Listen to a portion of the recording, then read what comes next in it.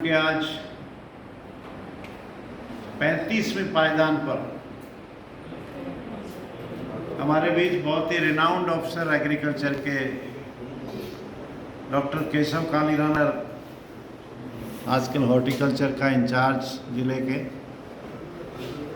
आपका इस NTI Shri Ganganagar deci में हार्दिक अभिनंदन, स्वागत, जी आयानु।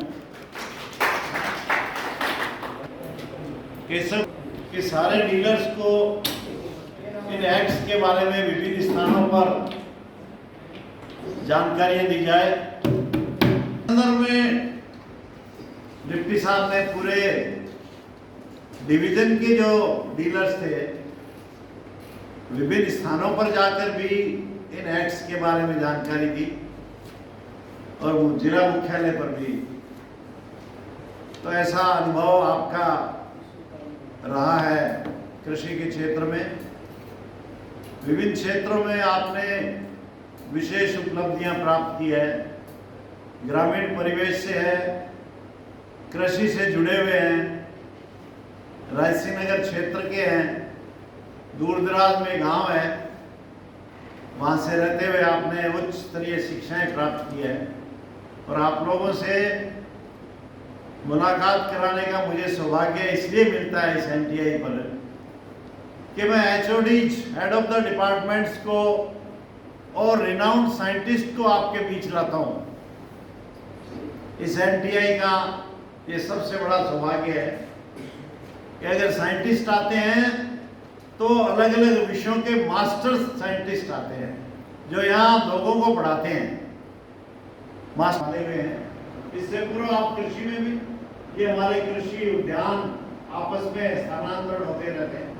तो ऐसा इस एनटीआई श्री गंगानगर का सौभाग्य है। हमारे बीच में deputy director horticulture doctor Keshav Kalirana जी।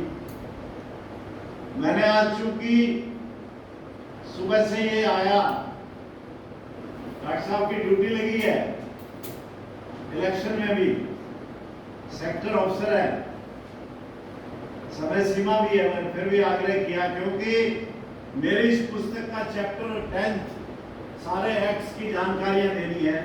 इंसेक्टिसाइड एक्ट,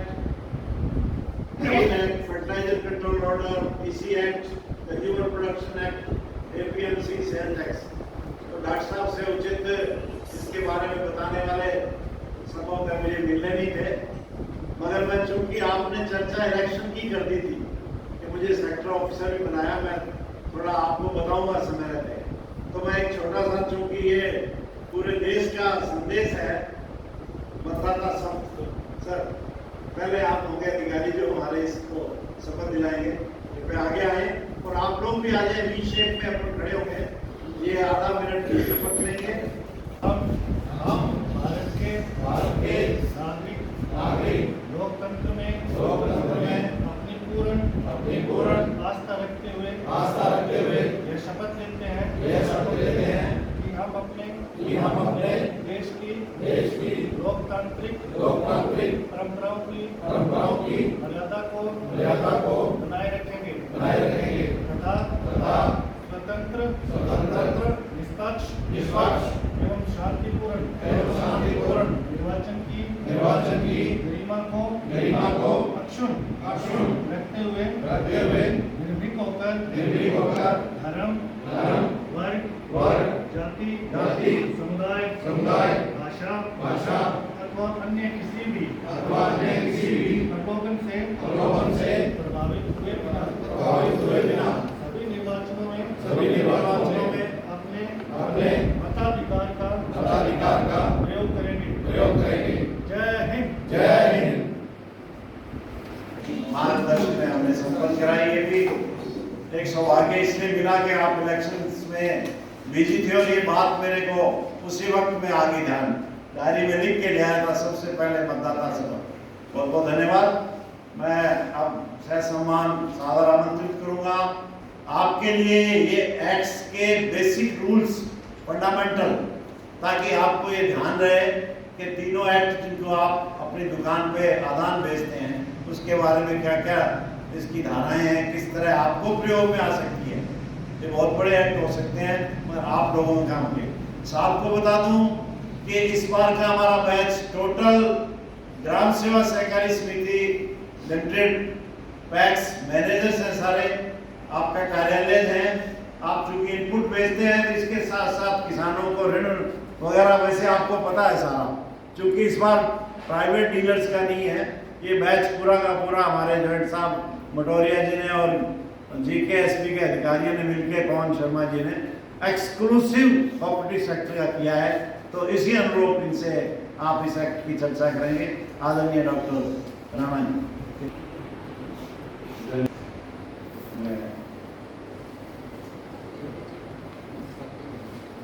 आप सभी को पहले अपना परिचय दे दूँ।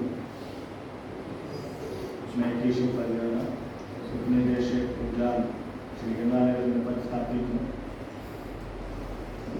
इससे पहले मैं एडिशनल डायरेक्टर एग्रीकल्चर खंड श्री गंगानगर में सहायक निदेशक के पद पर कार्यरत था और मेरा मुख्य कार्य क्वालिटी कंट्रोल ही देखना था पूरे खंड में। मैं जोशी जी का भी हार्दिक धन्यवाद देता हूँ कि उन्होंने मुझे यहाँ मुद्दा देकर बुलाया और आप लोगों से रूबरू होने का मौका दिया। आप सभी GSS KVSS से बिलोंग करते हैं, तो क्या आपने पहले को सीड एक्ट या फर्टिलाइजर एक्ट के बारे में सीड एक्ट, फर्टिलाइजर एक्ट और इंसेक्टिसाइड एक्ट तीनों आपकी महत्वपूर्ण है, क्योंकि अपने जो व्यवसाय करते हैं वो तीनों एक्ट से गवर्न होता है। मैंने ऐसा पिछले 10-12 साल की सर्विस में देखा है कि जब भी इंस्पेक्टर जाता है शॉप के ऊपर या KVSS पे GSS पे, तो डीलर्स ये प्रयास करते हैं कि किसी से फ़ोन करवा रहे हैं, किसी को इन्फ्लुएंस करवा रहे हैं किसी से, तो ऐसा बिल्कुल भी नहीं होना चाहिए। वो कुछ भी ऐसा नहीं करेंगे, बस आप उनको कोऑपरेट करो। वो भी कृषि के अंदर ही इंस्पेक्टर कार्य कर रहा है। जो आपके पास मटेरियल आ रहा है उसकी क्वालिटी चेक करो, क्योंकि हम सभी किसी न किसी रूप में एग्रीकल्चर से बैकग्राउंड से हैं या वो किसानों को हेल्प में हैं, तो हमारा ये उद्देश्य रहना चाहिए कि हमारे पास में जो शॉप के ऊपर मटेरियल है क्या उसकी क्वालिटी सही है, ये अपना भी दायित्व है। तो इस तरीके से ना तो घबराहट पैदा करें, इंस्पेक्टर आ रहा है उसको आप कोऑपरेट करें, कुछ चीज़ बताएं मेरे पास ये मटेरियल है, ये चीज़ है, उसका आप आगे बढ़ के उसको सहयोग करें, उसको सैम्पलिंग करवाएं। आज तक मैंने ये 10-12 साल में देखा है किसी को भी कोई जेल नहीं हुई है, ठीक है। तो इस तरीके से मैंने कई डीलरों को देखा बहुत ज़्यादा घबरा जाते हैं कि ये इंस्पेक्टर को कैसे डील करें, क्या करें, किससे फोन करवाएं। तो ऐसा कुछ नहीं करें, कोई दिक्कत नहीं। उससे अपने को ही इच्छा कि हमारा शॉप के ऊपर जो मटेरियल है वो अच्छा है, आप किसानों को बताएं कि मेरी सैम्पलिंग इतनी हुई है, मैं अच्छा माल भेज रहा हूँ। किसान आपके पास भी आएंगे कि हाँ यार इसके पूरे सैंपल करवाए हैं, अच्छे सैंपल करवाता है, अच्छा माल है, जगह चलती है, तो उससे आपसे किसान जुड़ेंगे, न कि आपसे दूर। तो इसमें हमेशा कोऑपरेट, ठीक है। ये मैं आशा करता हूँ आप सभी से, क्योंकि मैं जब भी जाता हूँ कहीं ना कहीं कोई ना कोई फ़ोन करवाने का प्रयास करता है। ऐसा प्लीज़ आप कहीं मत करें, वो कुछ नहीं करेगा इंस्पेक्टर। आपकी सब जो सैंपल्स होगा वो 1-2 सैंपल ले लेगा, आपके जो स्टॉक रजिस्टर है उसमें देख के मटेरियल को इंस्पेक्ट कर लेगा, आपके डॉक्यूमेंट्स इंस्पेक्ट करेगा, इसके अलावा कुछ नहीं। तो कोई भी अपना पारा जो है लॉस करने की जरूरत नहीं है, आप उसको अच्छे से ट्रीट करें। अपने सबसे पहले ये कहना चाहूँगा, आप 2 चीज़ सुनते हो, इंसेक्टिसाइड, पेस्टिसाइड, दो वर्ड सुने होंगे आपने। क्या कोई मुझे बता सकता है कि क्या इंसेक्टिसाइड है, क्या पेस्टिसाइड है? इसको पेस्टिसाइड एक्ट बोलते हैं, इंसेक्टिसाइड एक्ट को कहते हैं। तो ये सब बताएगा क्या डिफरेंस है इंसेक्टिसाइड और पेस्टिसाइड? मैं यहाँ कोई वो क्लास टीचर नहीं हूँ, यहाँ तो मैं लेक्चर देने वाला हूँ। मैं तो अपने जस्ट डिस्कशन करने के लिए आया। मेरे को अच्छा लगता है कि सारे डीलर हैं जो इस फील्ड से जुड़े हुए हैं, तो अपने को ये सारी चीज़ें पता हो। इंसेक्टिसाइड क्या होता है, पेस्टिसाइड क्या होता है? तो शौक सोचे कई तो कहते हैं इंसेक्टिसाइड, वो भी कहते हैं पेस्टिसाइड। तो दोनों में डिफरेंस मैं आपको सरल भाषा में बताना चाहूँगा।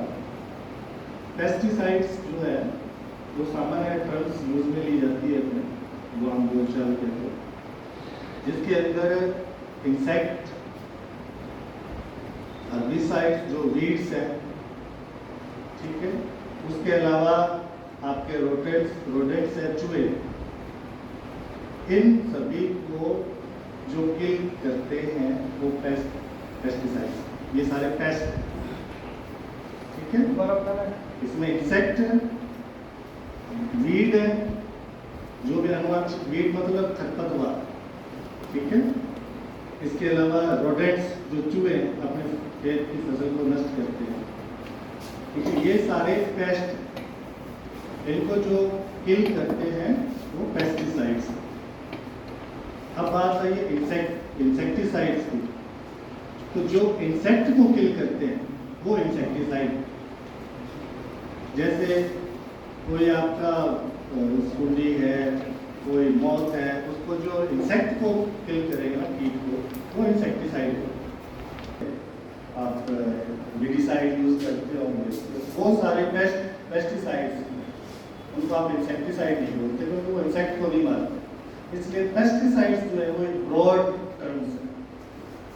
तो हमेशा इस चीज़ का ध्यान रखें, पेस्टिसाइड्स में सारी चीज़ें आती हैं, उसमें वीड्स है, इंसेक्ट है, आपके रोडेंट्स है, चूहे, इन सबको मारने वाली जो दवाई है वो पेस्टिसाइड, ये सारे पेस्ट है। तो इंसेक्टिसाइड में केवल इंसेक्ट जिनको अपने मारे वो इंसेक्टिसाइड्स। तो पेस्टिसाइड ब्रॉड टर्म्स है, ठीक है। अब अपने चूंकि इंसेक्टिसाइड से अपने सारे चीज को डीलिंग करते हैं, फार्मर्स को बेचते हैं, उसके कुछ नियम कानून कायदे सरकार ने बना रखे हैं कि हम इंसेक्टिसाइड का व्यापार करेंगे तो उसके ऊपर सरकार जो है गवर्न करती है, कंट्रोल करती है, रेगुलेट करती है कि आप किस प्रकार जो है इंसेक्टिसाइड बेचेंगे, किन नियमों का पालन करेंगे, उसके लिए कुछ एक्ट बनाए गए। उन एक्ट्स की जानकारी आपके लिए जरूरी है, क्योंकि आपको उन एक्ट के तहत जो है अपने पास में क्या क्या चीज़ें रखनी होगी, क्या करना होगा, किस प्रकार करना होगा, उस पर अपना चर्चा करें, ठीक है। नेक्स्ट, इसमें लगभग इंसेक्टिसाइड एक्ट में 38 सेक्शन है, जो अलग अलग पैरामीटर्स में या इसको कह सकते हो आप अलग अलग चैप्टर के अंदर इसको डिवाइड कर रखा है, जिसमें CIL है और क्या क्या मैन्युफैक्चरिंग इंसेक्टिसाइड्स के जो संबंध में सेक्शन है, इन्फोर्समेंट अथॉरिटीज के सेक्शंस हैं, ये सारे सेक्शंस हैं, लगभग 38 सेक्शंस डिवाइड किया हुआ है इंसेक्टिसाइड। नेक्स्ट, इंसेक्टिसाइड एक्ट 1968 जो है वो 2/9/1968 को लागू हुआ था। ये हुआ था, it extend to the wall of India, पूरे भारत के लिए ये लागू हुआ था। ये नेशन में ऑफिशियल गजेट के अंदर नोटिफाई हुआ था। ये आपके जो है इंपोर्ट, मैन्युफैक्चर, निर्माण, सेल, बेचना, ट्रांसपोर्ट, एक दूसरे परिवहन, डिस्ट्रीब्यूशन, वितरण और use of insecticide with the view to prevent risk to human being, जो मानव और पशुओं के लिए सुरक्षित रहे ऐसा जो है इंसेक्टिसाइड्स को डिस्ट्रीब्यूट करवाना, ये इसका जो है रेगुलेट करने का काम था इंसेक्टिसाइड एक्ट, जिसमें आपके ऊपर जो है ये इंपोर्ट पे भी अगर कोई इंपोर्ट करता है इंसेक्टिसाइड तो भी उस पर लागू होता है, मैन्युफैक्चर को निर्माण करता है पेस्टिसाइड इंसेक्टिसाइड है तो उस पर लागू होता है, सेल करता है बेचता है तो, ट्रांसपोर्ट करता है तो, और वितरण करता है। तो ये सभी तरीके से ये सभी लोगों के लिए लागू होता है। ठीक है, कहीं ये हो कि मैं तो सिर्फ इंसेक्टिसाइड लेके आ रहा हूँ, कोई लेके आ रहा है बिल्टी नहीं है उसके पास, तो उसके ऊपर भी ये लागू होता है। उसको भी इंस्पेक्टर जो है ना रुकवा के इंस्पेक्ट कर सकता है कि कहाँ से वो मटेरियल आ रहा है, कहाँ मटेरियल जा रहा है, उसकी बिजली चेक कर सकता है। इसलिए मैं बता रहा हूँ कि सभी जगह पे लागू क्या है, बोर्ड क्या है, सेंट्रल इंसेक्टिसाइड लेबोरेटरी क्या है, इंपोर्ट किसे कहते हैं, इंसेक्टिसाइड किसे कहते हैं, और इंसेक्टिसाइड एनालिस्ट किसे कहते हैं, इंसेक्टिसाइड इंस्पेक्टर किसे कहते हैं, लेबल किसे कहते हैं। ये सारे वर्ड से आप एकदम रूबरू हो, कहीं कोई मेरे ख्याल में सब लोग जानते हैं। ठीक है, बोर्ड ये गठन किया होता है, CIL जो सेंट्रल इंसेक्टिसाइड लेबोरेटरी है ये भी स्टैब्लिश की हुई गवर्नमेंट की, वो किन एक्ट के तहत है वो अपने आगे चर्चा करें, ये वर्ड आगे यूज में आएंगे। ये लाइसेंसिंग ऑफिसर वर्ड आएगा तो वो लाइसेंसिंग ऑफिसर जो आपको लाइसेंस जारी करते हैं, जॉइंट डायरेक्टर एग्रीकल्चर जो इस जिले के वो लाइसेंसिंग ऑफिसर्स होते हैं। मैन्युफैक्चरर जो मैन्युफैक्चरिंग करती है पेस्टिसाइड्स की वो है। मिस ब्रांडेड, ये बड़ा इंपॉर्टेंट है, मिस ब्रांडेड क्या चीज़ है। एक label content statement design graphic representation related to there which is also misleading. जैसे आपकी मोनोक्रोटोफास 36% ऐसा लिखा हुआ है, हम जब सैम्पलिंग होती है तो उसमें 36% की जगह वो अगर 34% आ जाता है, ठीक है, या 38% आ जाता है तो वो मिस ब्रांड माना जाता है, उसको मिस ब्रांड कहते हैं, यानी कि नॉन स्टैंडर्ड। पेस्टिसाइड्स के अंदर हमेशा मिस ब्रांड यूज आएगा, जो सैम्पलिंग की रिपोर्ट आएगी उससे नॉन स्टैंडर्ड, ठीक है, और सीड और फर्टिलाइजर में नॉन स्टैंडर्ड वर्ड आता है लिखा है। तो स्टेटमेंट दिया हुआ है इसके ऊपर, जिसको अपने बोलते हैं लेबल दिया हुआ है, तो वो एक फॉल्स लेबल है, मतलब उसके अंदर था 24, उस पर लिखा हुआ 36 होगा, वो एक तरीके से फॉल्स और मिसलीडिंग स्टेटमेंट होता है। तो इस प्रकार वो एक मिस ब्रांड हो गया। इसी प्रकार अगर उसके अंदर कोई कंटेंट्स अगर नहीं दिया हो, लेबल नहीं लगा हुआ, चीज़ वैसे ही है विदाउट लेबल के पेस्टिसाइड्स है, तब वो भी मिसलीडिंग हुआ, मतलब उसके अंदर क्या है ये आपने फार्मर्स को बताया नहीं, तो वो एक मिस ब्रांड माना जाता है। रजिस्ट्रेशन अंडर है, रजिस्ट्रेशन नंबर, उसके ऊपर रजिस्ट्रेशन नंबर नहीं है, वो पेस्टिसाइड्स रजिस्टर्ड नहीं है, उसकी पूरी डिटेल्स नहीं है उसके ऊपर लिखी हुई, तो वो एक प्रकार से मिस ब्रांड है। आप जो भी इंसेक्टिसाइड खरीदें उसके ऊपर लेबल्ड हो, सारी चीज़ें सही लिखी हुई हो पूरे प्रोपोर्शन में, तो वही जो है सही माना जाता है, उसके अलावा मिस ब्रांडेशन नहीं होती है। के अंदर एक बोर्ड का गठन कर रखा है जो इस धारा के तहत किया हुआ है। वो बोर्ड जो है वो ह्यूमन बीइंग और पशुओं और मानव के लिए कोई भी इंसेक्टिसाइड जो है वो हार्मफुल नहीं हो, उसकी ये समय समय पर जांच करते हैं, देखते हैं। जैसे कई दफ़ा बाद में एंडोसल्फान बैन हो जाते हैं, पेस्टिसाइड्स बैन हो जाते हैं, आपने सुना होगा, तो उनको ये लगता है कि ये जो है मानव के लिए या पशुओं के लिए हानिकारक है, उसके रेजिडुअल इफेक्ट जा रहे हैं, तो वो उसको प्रिपरेशन करवाता रहता है बोर्ड जो है, और वो उसके बाद में उसको बैन भी करने की कार्रवाई करता है। रिटर्न होता है रजिस्ट्रेशन कमेटी, ये इंसेक्टिसाइड एक्ट की धारा 5 जो है उसके तहत एक रजिस्ट्रेशन कमेटी का गठन किया जाता है। यह कमेटी अगर कोई सपोज करो आप में से पेस्टिसाइड का निर्माण करना चाहता है, तो मैं पेस्टिसाइड बनाऊंगा, तो वो यहाँ पे पेस्टिसाइड्स का रजिस्ट्रेशन करवाना पड़ता है कि क्या बनाएगा, किस क्वांटिटी में बनाएगा, क्या उसका फॉर्मुलेशन होगा, उसका जो एक्टिव इंग्रेडिएंट है जो उसके अंदर है वो कितना रहेगा, उसके लिए उसको उस कमेटी के सामने एक निश्चित अपनी एप्लीकेशन फॉर्म में भर के सबमिट करनी होती कि मैं फलाना इंसेक्टिसाइड पेस्टिसाइड्स बनाना चाहता हूँ और ये मेरा रजिस्टर करो, चाहे नई फार्मूला जो भी है, आप उसको रजिस्टर करो, ठीक है। ये थी रजिस्ट्रेशन कमेटी इस इंसेक्टिसाइड एक्ट 1968 की धारा 5 के तहत है, ठीक है।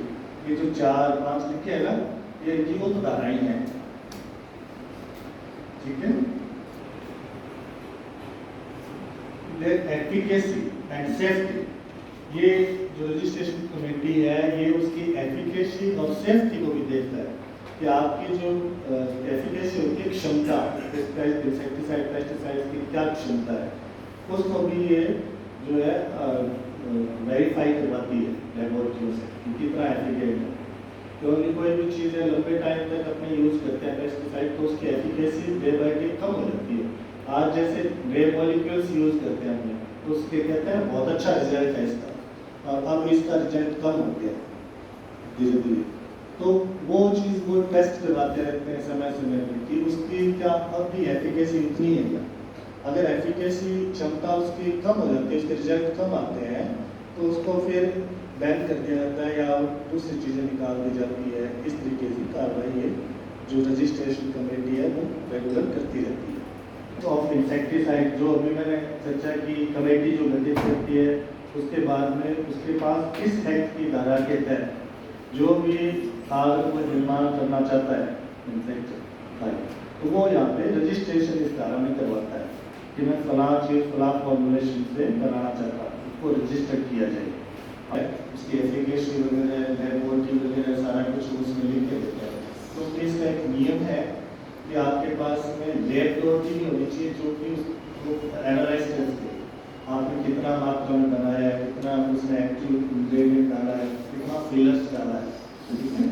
तो उनके पास में लेबोरेटरी है। आपके मार्केट के अंदर 2-3 फर्में हैं जो बना रही है, एक तो